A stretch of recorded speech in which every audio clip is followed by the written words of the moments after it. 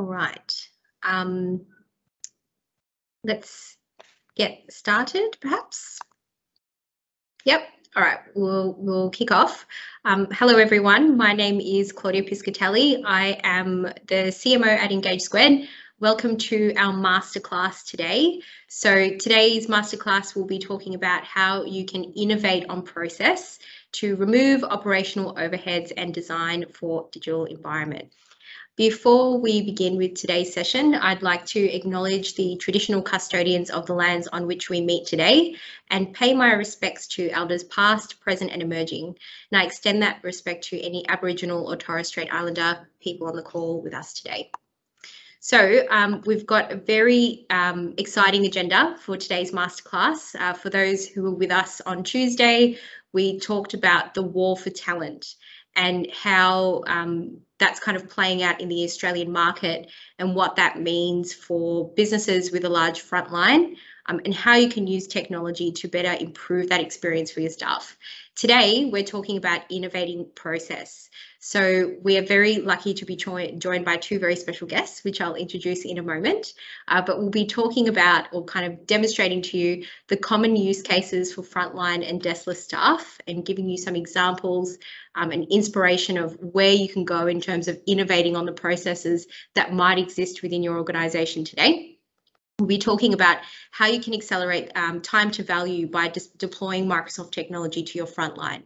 So really trying to remove the complexity out of just getting started and proving some initial value to your staff so that you can reduce things like shadow IT and the like and get people adopting the technology that you've invested in. We'll then move to talking about the considerations that you should make when you're designing new processes and what kind of methodology that you need to follow there. And then we'll talk about the newest features and functionality that's coming to Microsoft Teams and the Power Platform and also Viva for Frontline to give you a bit of a taste of where Microsoft is taking the technology and what you can leverage now and also what's coming on the roadmap over the next few months.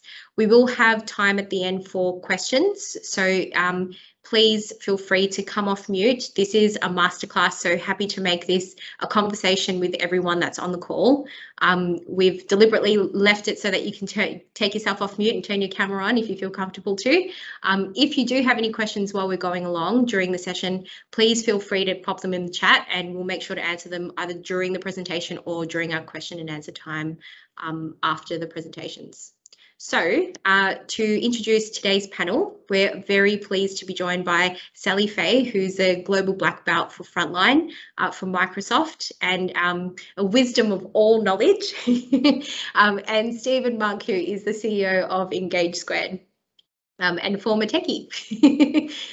Sally, I might pass over to you to talk about our first point in our agenda. So what are some of the common use cases for frontline and deskless staff that you're seeing across industries like retail and healthcare?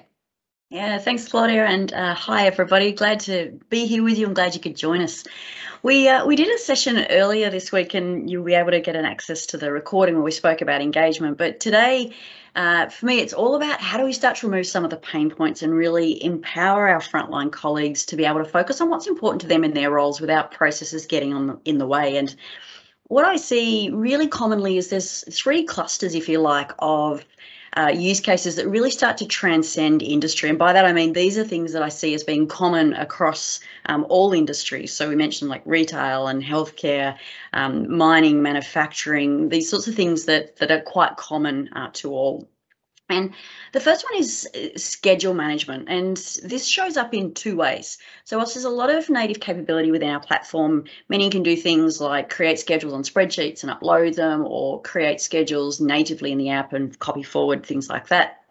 More commonly, what I see is organisations already have workforce management systems. I have something like a Kronos or a Blue Yonder. Give me a thumbs up if these sound familiar to you. Reflexes, Tanda, these types of tools that people are already using with the way that they schedule and organise their employees.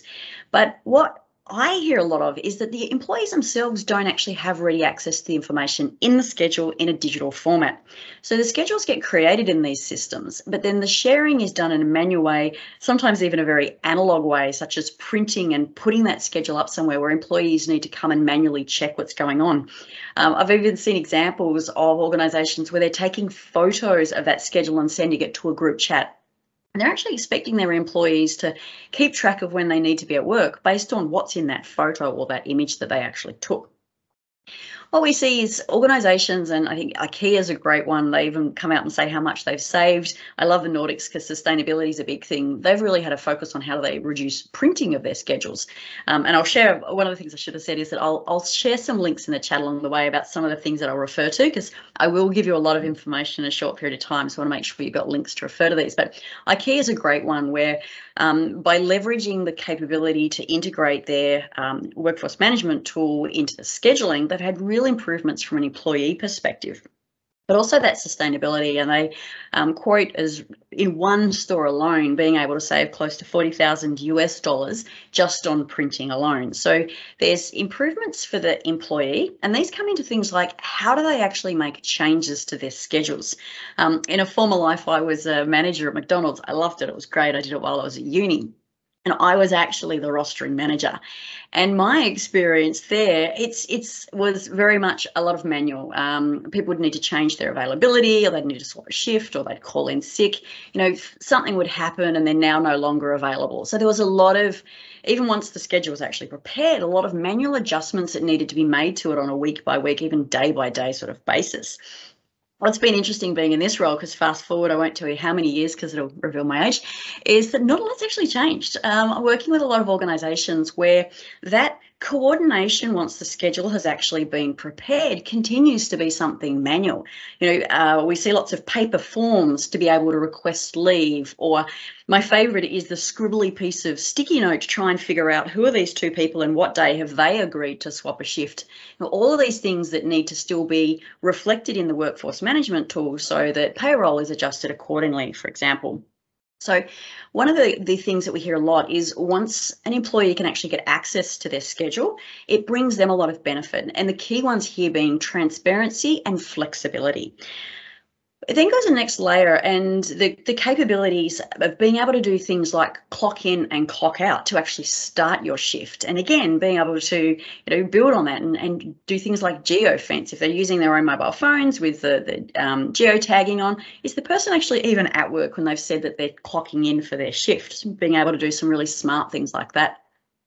But we're now starting to expose APIs, and not to get too ticky there, but what this is doing is giving us the ability to create experiences linked to that clock-in activity that they're doing. And a classic example that we're seeing a lot of is how can I integrate a COVID health check at the beginning of someone's shift? So for an employee, they can open their app, they go to clock in, they're asked the health questionnaire, and they're good to go. They've clocked in, they're ready to go. But a record of them having attested that they are healthy, they haven't been exposed to COVID, is able to be captured and linked to their shift as well. So when you're integrating a workforce management system in this way, it remains the source of truth. So all of those rules in your workforce management tool about labour hours, number of hours a person's allowed to work, the gap between shifts that they're able to accept, all of those things are honoured from the workforce management tool. So what you're simply doing is being able to take schedules and information and make it available for people to be able to engage with it. The common things we see, I mentioned before, being able to swap shifts, update hours of availability, request time off. All of these things can be done in the shifts interface and integrate back to your workforce management tool. So this is where that opportunity to replace or remove manual forms for those types of activities becomes a great opportunity, not only to improve the time that it takes, and this is a time onus on generally the management layer at your store or your site that are having to do these types of activities, but also giving the flexibility back to the employee to be able to see it as well. There is another benefit here, which is that When you can actually access that information, you can use it in other ways. And a classic way of how you can use this information in a new way is what we call shift-aware tagging. So an example might be I'm doing something, maybe I'm working in a retail environment and I want to get an approval from a manager from a discount. We'll come to approvals in a moment. How do I know who the manager is if it's a particularly big store? Because it's not uncommon for my shift to not necessarily align directly to the manager's shift. So the manager that was there at the start of my shift might not be the same manager that's there at the end of my shift. Using this concept of shift-aware tagging, I can simply @manage manager or @mention manager, and that manager who is scheduled at that time will get a notification. So a great use of using the information in the schedule to really help your actual employees connect with people in different ways. And a final example for scheduling that I'll talk about, which is another example we've seen of where there's a workforce management tool that schedules everybody, but still using shifts at a local level. And this is a large resort chain in the States. And what they're doing is they have a tool that actually allows everybody to be scheduled, but it doesn't actually go to that next layer and say, well, whereabouts in the resort are you actually working? You might just have a brand of housekeeping, but where in housekeeping, which part of the actual resort, which floors, which channels? So they're taking their actual schedule information out of their workforce management tool and they're overlaying it with context about what do they actually want the people to be doing where they're on shift. So again, some really great ways of being able to extend the capability of rostering and scheduling information to make it meaningful for people working in the area. So the second area I see and have a lot of conversations about when we start to talk about enhancing workforce management starts to almost talk to workflow management, and that's the simplification of task management. So frontline workers are by their very nature often quite task oriented. And here I'm seeing two common scenarios.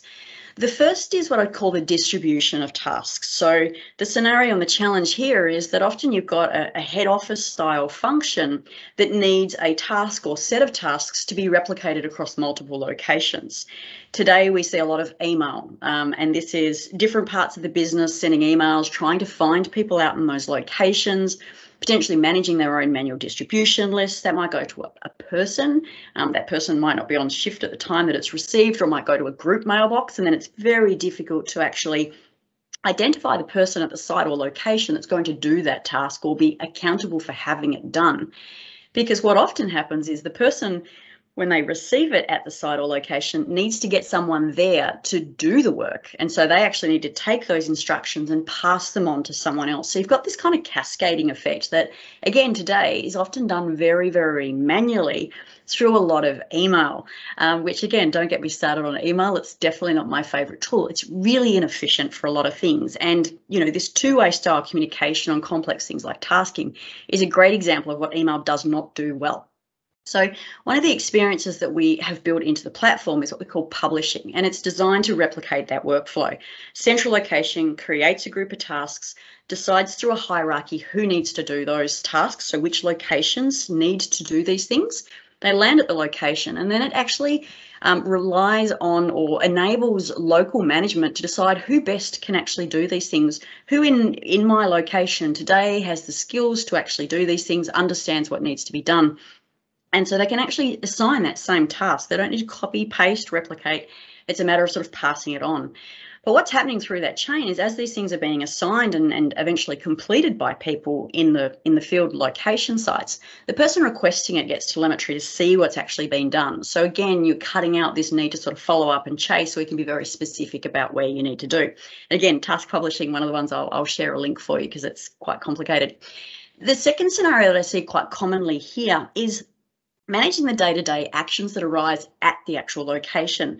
So we very commonly work with organisations that do things like floor walks and daily checklists. You know, these are great tools for onboarding as well, as particularly new managers. You know, what do I actually need to do? Those checklists really help focus them. But those things will also generate tasks and things that need to be done. So within the same tool and platform, these tasks can again be assigned to people for completion. And again, it becomes one view at the site or store location where all tasks can be visible to everybody in the store, and particularly the managers who are needing to kind of keep track of those things as well. So there's a lot in that simplifying that task management process and digitizing. And again, I'll share some examples because we've also created a bunch of templates for things like inspection lists, those floor walk type activities that I mentioned, that are templates that you can take and modify for your own scenario. So again, I'll share some links for you on those things. But the third area is when we think about these sort of common challenges for operational efficiency is really about how do you digitize manual processes. We know that when we start to get into frontline workplaces, there's lots and lots of paper. So this one is huge, and I could talk for an hour just on this one, but I won't. There's probably a couple of examples that I'll sort of pull from here to speak to. I just mentioned some of those templated style apps. So things that are low code, no code, flow walks, inspections. We see a lot of integrating with third-party applications. So you might have a tool, but the interface between the actual tool and the employee today might require someone to print a whole lot of information and pass it on with verbal instructions. We see a lot of that happening. But the other one that's, I think, worth spending a little bit of time thinking about is, and I mentioned it earlier, the process of approvals. So approvals can be both informal and formal, and they happen all the time. You know, someone will need, to order a new part for something, or request a discount for someone, or want to sort of order a test or a process. The challenge becomes, how do you keep track of that?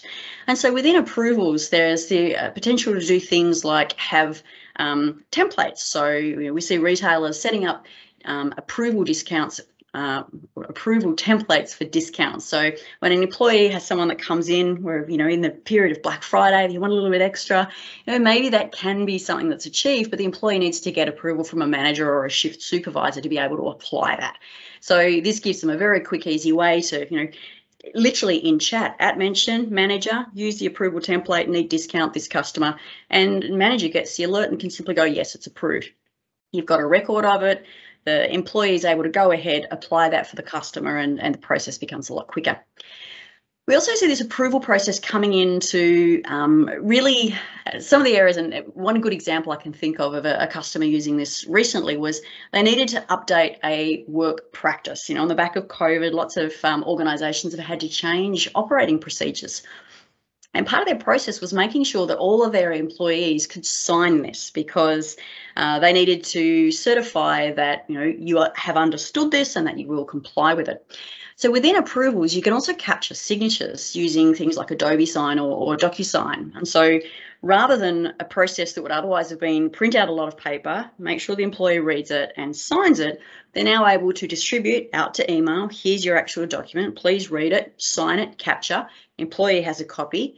Organisation has a record of the fact that they've seen it and reviewed it, and it's all been done digitally in a way that actually can also be COVID safe, but it's also saving from the perspective of all the paper and the paper trail that comes from trying to track those processes when it's done in a manual way.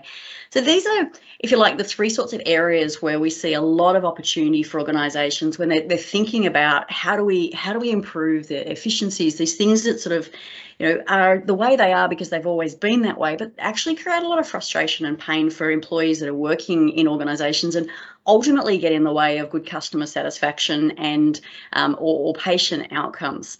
And probably the one last thing that I'll add on to this is that even just those examples that I've given touch many, many different tools and services, everything from workforce management tools to, even the chat and how they communicate.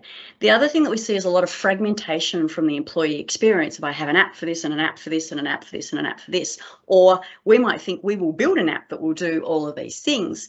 Those organizations that we see, they're embracing teams from that platform perspective and bringing in the capability that they need for the particular employee experience. We're seeing getting fantastic results, both from the employee engagement perspective, but also reducing the total cost of ownership. So they're configuring within the platform rather than building from scratch. So the time to realize value is also greatly reduced because you've got a lot of capability there ready to go straight out of the box. So they're probably some of the key themes that I'm seeing and hearing when we think about, we'll start that conversation of, we want to be more efficient and effective. What can we do and where can we start?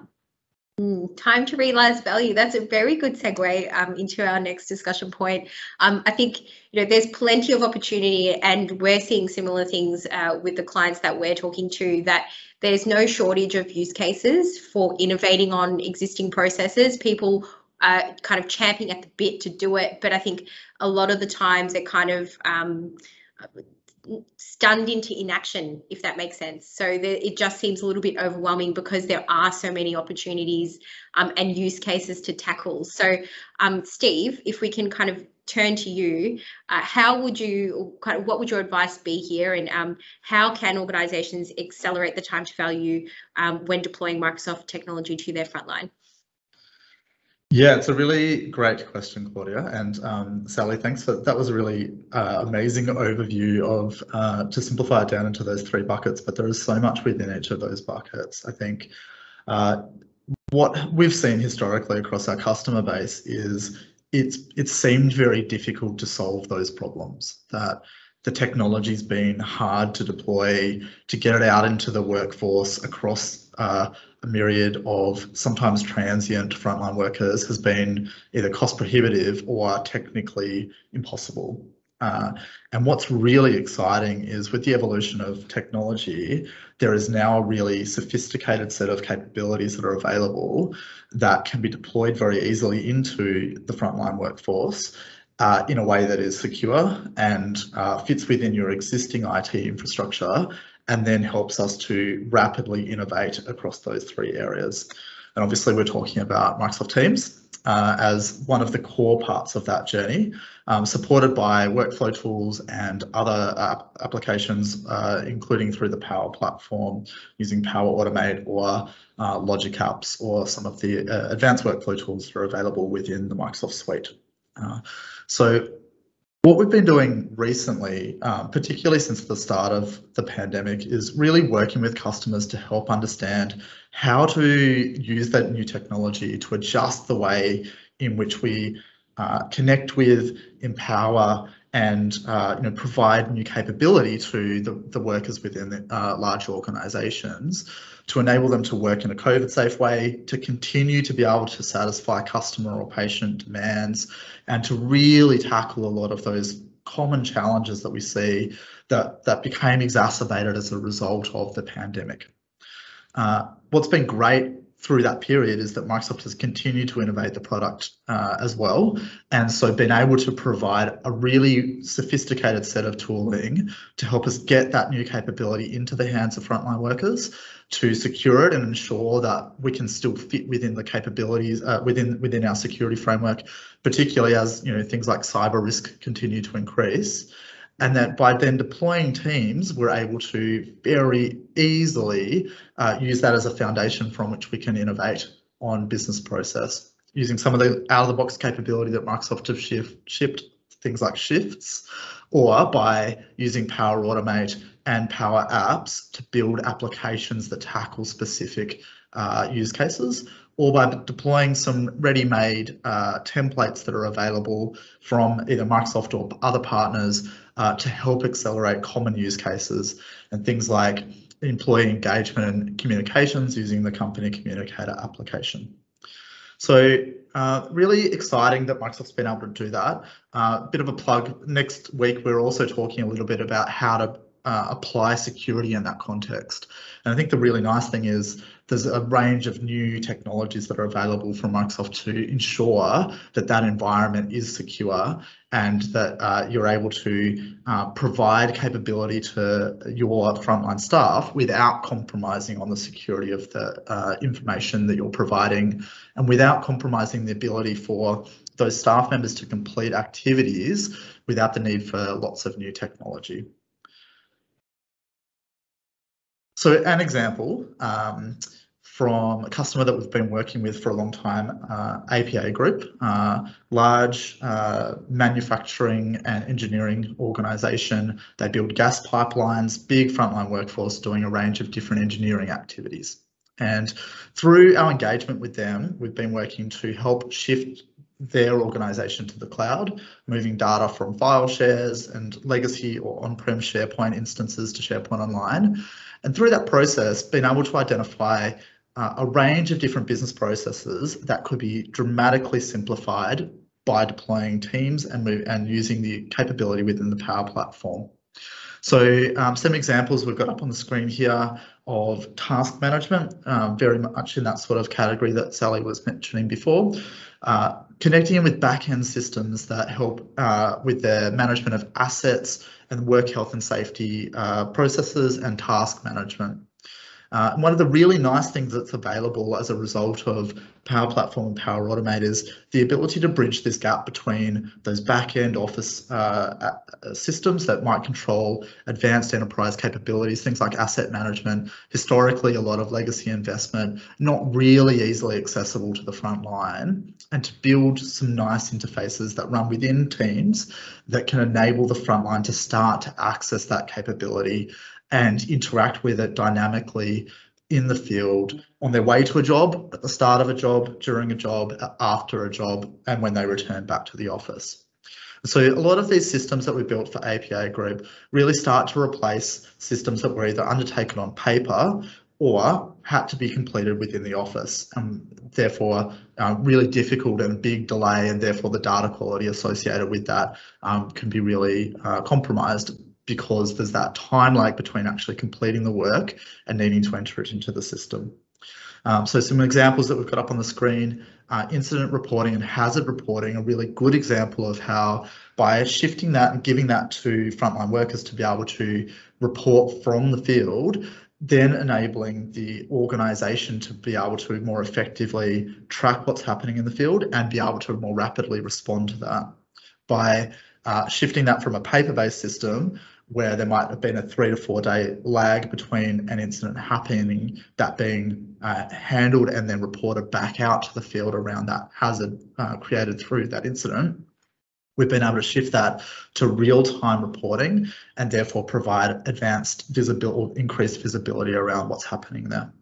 Similarly, for safety processes like a vehicle inspection, ensuring that staff can undertake a checklist of activities and that the result of that checklist is captured and able to be audited and reported upon. And if there are actions that flow off the back of that, then they're able to undertake that in real time. So there's one example of a customer where we've worked together to use that new technology, deploy teams and start to look at business process and workflow that might be associated with that and really streamline the way that that works. Thanks, Dave. And come back and talk about the kind of methodology that organisations can take to get to this endpoint in a moment. But Sally, I might just quickly come back to you. Same question. Do you have any, I guess, examples that you'd like to share when it comes to accelerating the time to value for organisations? Yeah, I think, and I love the one that Steve shared here, because safety is such a huge part. But I might flip one to retail that I've been working with recently, and I offer it as an example of, dare I say, an incidental, unexpected, but very welcome bonus. This is an organisation that have deployed or been doing a pilot of bringing smartphone technology into their retail outlets. Now, they do a lot of scanning of parcels and packages and forms, which might give a bit of a hint as to who I'm talking about. But what they've actually found is, because they have so many different peripherals in that environment, you can go and have your photo taken for something you might go to this organisation for. There's cameras, there's scanners that they use for POS, there's scanners that they use for being able to actually scan your parcels, your documents, and actually sort of be able to pay for your goods and services in this organisation. In that environment, they've been very much working on, they've got POS terminals and no other way to sort of communicate amongst things. So things have been done very, very verbally. One of the things that's been an added, if you like, bonus is that the managers in those environments are now what they describe as being untethered. Previously they would need to do anything that they had to do actually out in the back office. So they, one example that they shared is that they do a lot of scanning of content, not just for, processing customer things, but their own reporting that needs to go back up the chain. The managers were reporting that, this is something that they would use their own personal mobile phone. So where's the PII on the content phone? on their phone and they would email it to themselves at their back office PC from their personal email address to their work email address. They would then go out the back and send it off in the report. They estimate that they're saving easily well over an hour every time they need to do this, and they do it a couple of times a week. So you amplify or kind of calculate that across their entire organization. And this sort of style of workflow process, something that, again, in the head office, they've got sort of a fairly low awareness of, when we ask you to fill in this actual piece of paper and form, what's involved in the person in the actual retail outlet needing to do that, and how does that piece of information get from that piece of paper to someone's mailbox? And so I offer it as an example because it's just taking a photo of something and sending it on, but it's cutting out all those manual processes when it's not an integrated method to be able to do so. I think that one sort of stands out to me as sometimes we can look for something really complicated and go for something hard, and there's lots of fantastic examples of that. The example Steve just gave there, I spent time with another organisation where literally they have people waiting up to 2 hours a day to get their work packages because they're printed manually and they're verbally communicated to them. So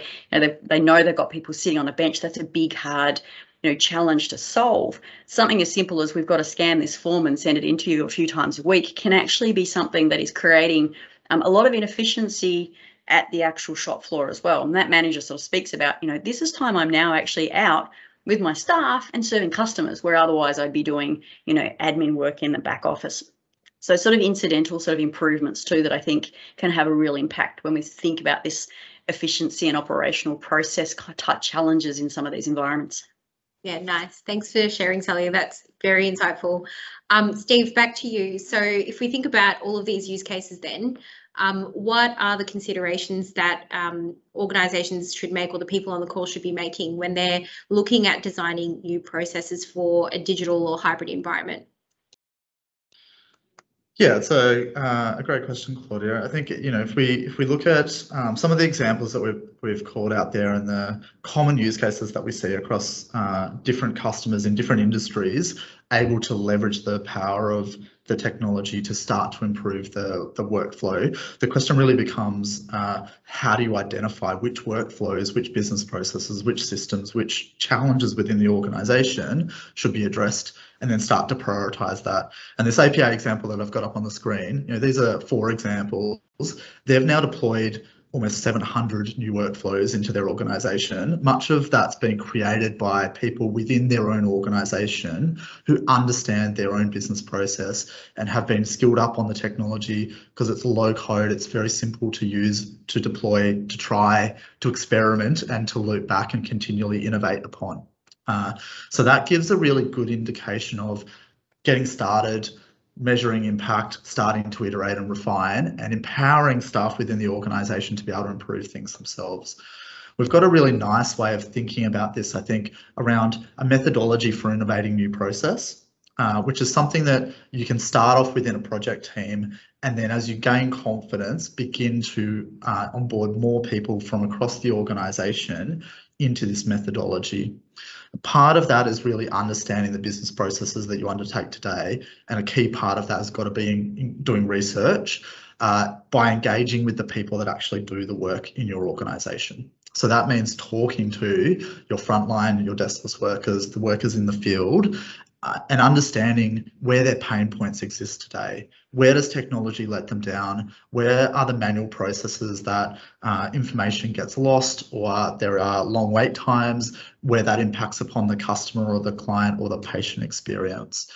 Identifying those use cases, starting to prioritise and strategize around the best ways to start to solve those, and then running proofs of concept. The really nice thing about Power Platform in particular is that it's very quick to be able to create proofs of concept and then get those back into the hands of the frontline workers that you've been talking to during that research phase to better measure how much impact that has within the organisation. You don't need to roll out an application across your whole workforce to identify if the technology can be used to solve a particular problem, and to refine that till it gets to the point where there are significant operational efficiencies to be gained by then starting to roll it out across the whole organisation. And then planning how you will do that through pilots, in maybe a particular store, a particular geography with a particular type of employee. Potentially you're targeting office managers, for example, or facility managers, rather than rolling it out across the whole of an organisation. But then starting to look at those opportunities to test, capture the feedback, create champions, and then build momentum for rolling out across the whole of the organisation. Critical point here is that as you start to roll out, continuing to measure the impact of the change that you're making. So, and looking at the opportunity for continuous refinement to that. So business process changes, but technology is also improving regularly, and the first version that you create won't necessarily always be the best one to solve the problem. The really nice thing about, keep saying this about Power Platform, is that it's very conducive to iterative development, that you've got a great foundation solution with a heap of capability out of the box, but then you're able to quite quickly refine and expand and tailor and capture feedback and respond to feedback. And that's a great way to build up momentum within the front line of our workforce as well. We often use a lot of tools to do this as well, and there's tools that are freely available as part of the suite, as well as third-party products that can support that as well. So doing planning workshops using collaborative technologies like Miro, through to helping to and listening to our frontline staff to gather the insights that we need to identify what's the most important and valuable ways in which we can solve problems. And one great tool that we've used regularly around innovation and capturing employee ideas is Sideway 6, innovation management tool that sits within Microsoft Teams. And actually this next example, which I just picked up this morning, but Marks and Spencer, a really great case study for the ways in which Microsoft Teams can fit into retail. Sally mentioned also before IKEA. They're both organisations that have really embraced the idea of listening to their employees, capturing their employee ideas, and then feeding that into different parts of their organisation. That might be actually product ideas, and something that IKEA does really well, using innovation campaigns within teams to capture the voice of their staff around what new products could be launched into their organisation. Or it could be about capturing insights from the business processes and the problems with their business process, the gaps in the way in which they do things, and where those pain points exist for their frontline work. This example is the end result of having done that, where the store managers can get visibility of what's happening within their stores, rather than having to run a report that might take a day to create and be out of date by the time you've published it. They're able to walk around their store with in this case, a Surface device, and look at the real-time data that's being captured by their frontline, integrating in with their POS systems and sales management systems, collecting customer feedback on top of that to provide better insights into what's working, where are the gaps, how are the sales going today, what sorts of incidents are there, and being able to respond to that immediately. Yeah, that's really nice. And I think, yeah, again, particularly leveraging people that are on the ground, they're usually very creative in terms of how they use technology, and they have ideas, obviously, because they're living and breathing that, that process or that pain every day. So it's so important, I think, to get them involved in that design process and as part of the planning as well. Let's kind of, I guess, move to talking about new features and functionality coming to the platform. And kind of what's exciting from the frontline space. Steve, what's the most exciting, features or functionality that you see existing today, or that might be coming on the roadmap for frontline staff? Yeah, I'm going to probably expose myself as a big tech nerd here, but the thing, we've been talking a lot about business process improvement and the way in which we can streamline operations, get better data from our frontline, use that data in more intelligent ways to help us to process, be more efficient, provide a better customer experience. One of the things we haven't spoken much about today is that employee experience, albeit giving better tools to our frontline really does increase employee engagement and really help to retain what can be sometimes a transient workforce and keep them engaged with the workforce.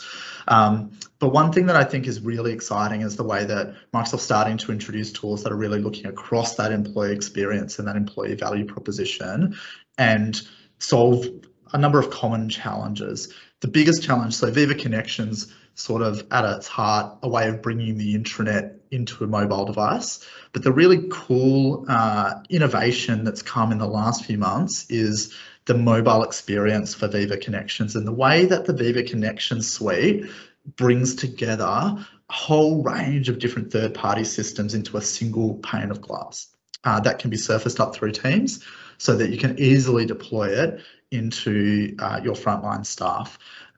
So that means that we can start to break down the barriers to entry across that wide range of different systems. We've got our HR tool, we can build Power Platform things for stuff like COVID attestation or safety checks or whatever, bring all of those into this same pane. We can do employee pulse surveys, we can bring IT and HR service management all into a single place, combined with shifts and the other task management technologies that Sally was talking about at the start, into a single application.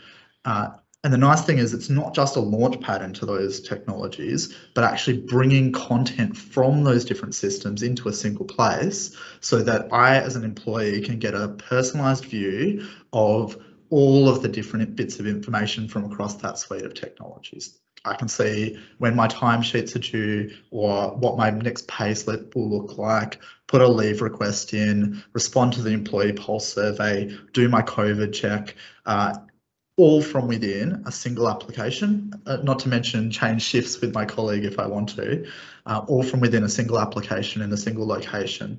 And if I need to, I can jump out into another application, but really, really nice innovation here, bringing together all of those different applications into a single location and really breaking down a lot of the barriers to access for that information and reducing the complexity of completing a lot of those tasks.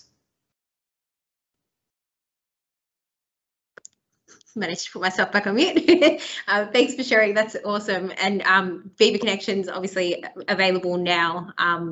It's generally available, so do check it out or get in touch if you want to know more there. Sally, what about you? What do you think is the newest feature or functionality that's really exciting for Frontline?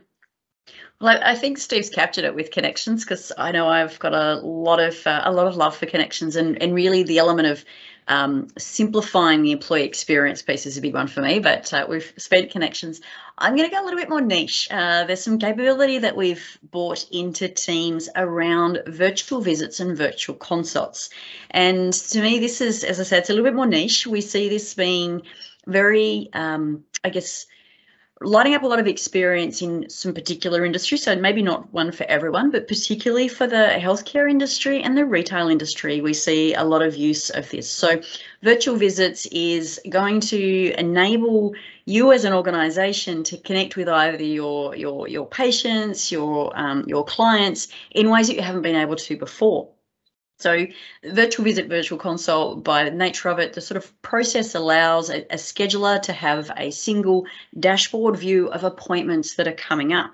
As the person attending that, either as a patient or perhaps you're doing a consultation, you might be wanting to design your bathroom, for example. So you might actually not be able to get to a store to actually speak to a designer. It's something that you could do in a virtual kind of consultation style way. So you, as the actual person attending the visit, can have an SMS reminder sent to you. You can click and join directly either from your phone or from your desktop if you choose to. Now, that actual join experience, I think, is a really important one to call out. You no longer need to have the Teams app on the device that the person wants to join. They've got a really simple click and join. So this is removing a lot of that sort of friction point of, hang on, what does the person that I'm trying to connect to have access to? That sort of technical layer that can sometimes get in the way of an otherwise really good process. So the scheduling piece, being able to send reminders out to people, your appointment's coming up, someone can respond, I'm running 15 minutes late. The scheduler's going to get that richness of information about what's going on with upcoming appointments. In a health context, there's also the ability to integrate with some of the medical record type systems. So again, you're able to keep that entire patient record in one location. The clinician can have access to that during the consult. Any notes that they take can go obviously directly back into the system of record, in this case, the electronic medical record system. So I think this one's really interesting. Again, it's a bit more niche, very specific into healthcare, but we do see organisations using it in that retail style consultation space, but also some professional services. You might want to meet with your wealth advisor or your accountant, being able to sort of schedule and have that virtual face-to-face style meeting. Again, many of these types of organisations have been disrupted during COVID. Many of us have learnt to go, well, actually, it's kind of handy that I don't have to drive to that appointment. I still get to have the kind of contact, but I'm taking out the commute time. So what started in health is very quickly being picked up in other areas where this need to sort of connect and have a private conversation or a deep conversation about a particular challenge or opportunity is really sort of showing up here in this virtual visit, virtual consult style capability. So elements are in private preview, elements of it have gone to general availability. So that's kind of text reminder and join directly from the app. But you'll start to see more and more of this as well. And I can pop a little link into the chat for you as well, show you a little video of that in action as well. So I'm quite excited about that one too. Yeah, thanks, Sally. And correct me if I'm wrong, but with this one, like customers or patients or whoever it might be, they don't actually need to have Teams or even an email address, right? So if Correct. you're, for example, for the healthcare industry, if you're dealing with a really ill patient, it could be a matter of sending them a link via SMS, them clicking on that link and going straight into the virtual consultation. Absolutely. And I think that's a really key differentiator, because everyone can do a Teams call when everyone's got Teams, but not everybody necessarily is going to have that. So this is really giving you that ability to connect without needing to think, do they have this app or don't they have that app? And, I think that's been a challenge for a lot of organizations. All of the other platforms, even if you want to do another style, I won't mention them, but you've still got to download the app to your phone. This is actually taking away that barrier that exists for some people to download an app to be able to connect. You don't need to do that. Yeah, that's awesome. Very exciting. Well, thank you so much, Steve and Sally, for your insights. That was a very interesting conversation and incredibly insightful.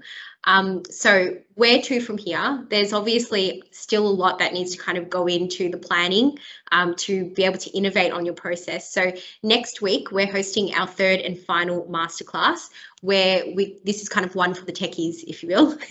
So we'll be looking at how you can actually design an architecture to bring some of these use cases to light. So what are the considerations you need to make around security and identity, and what are the steps, the practical steps that you'll need to do to help plan for this? So the link for this one is in the chat. If you're interested in joining, please register or flick it along to colleagues within your organisation that perhaps wear a technical hat, or even if they're change managers, certainly want to come along. We'll have Steve again joining us for that conversation, as well as Yudish, who's a global black belt for advanced security analytics from Microsoft. So look forward to seeing you guys there. But we do have 10 minutes left. Does anyone have any questions? Feel free to come off mute if you do have any questions that you'd like to ask of our presenters today, or pop your question in the chat.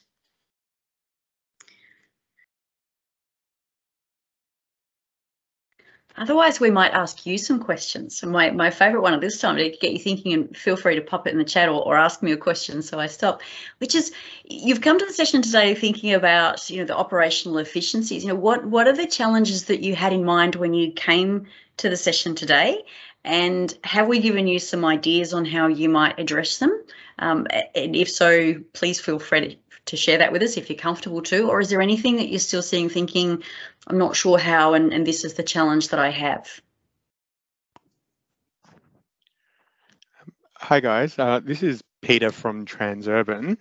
I'm currently in the process of working through some transformational things in our customer space.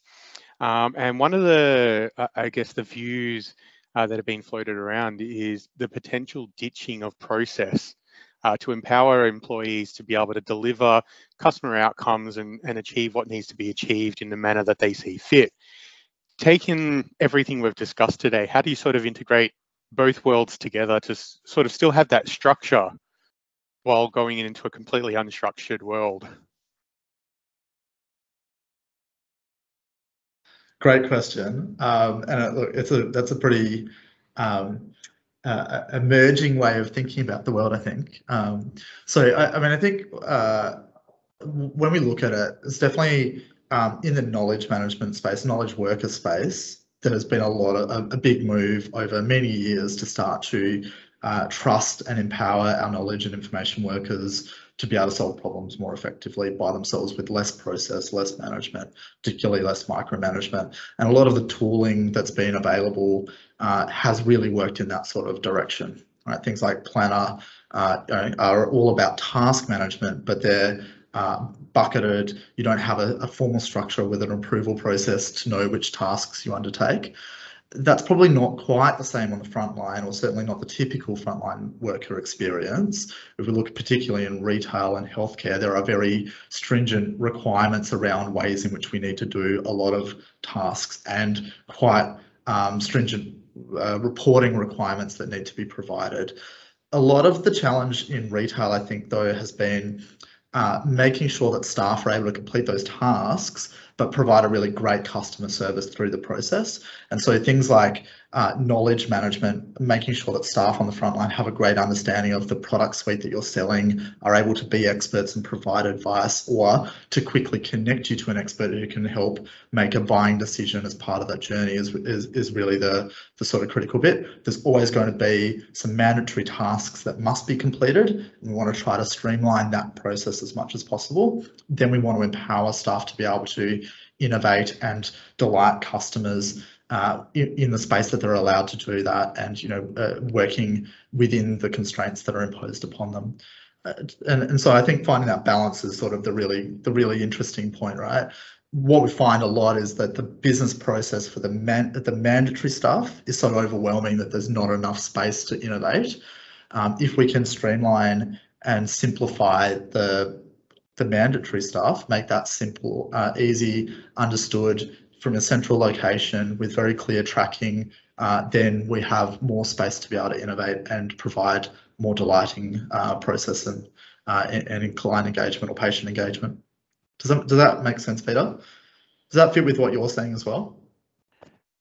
Yeah, look, I think that's pretty spot on, and it's certainly a very interesting world moving forward, given that there's certainly elements of regulation and requirements that we need to meet, versus the flexibility that you want to empower your people to have, to be able to really bring those moments of that the value to those moments that matter to the customer, as opposed to a typical process.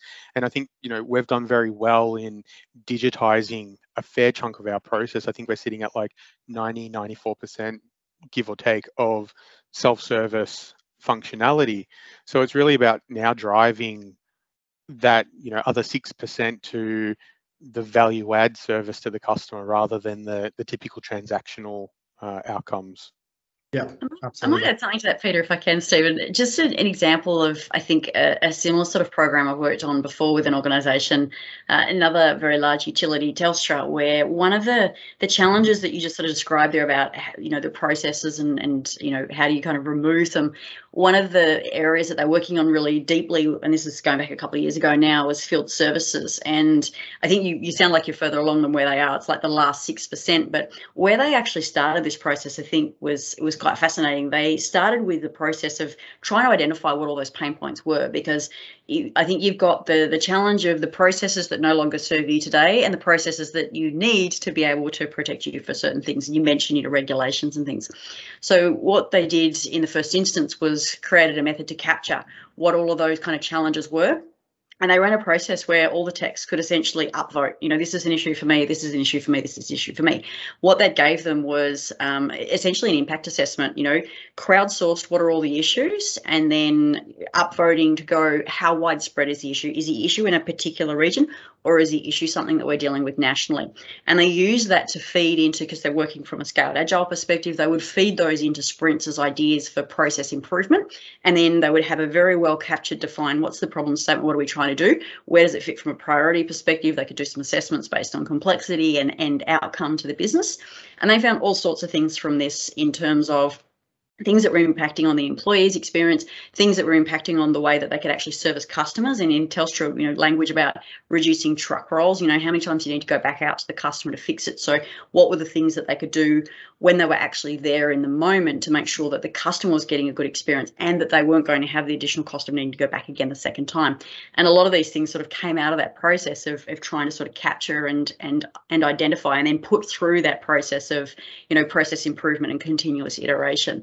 I can share some examples on that one too, but that sort of sounds similar in terms of how do we know which of those processes work for us, which are the ones that we still need, but those that are causing pain, what actually is the pain, and then how do we take that into a process to try and address it?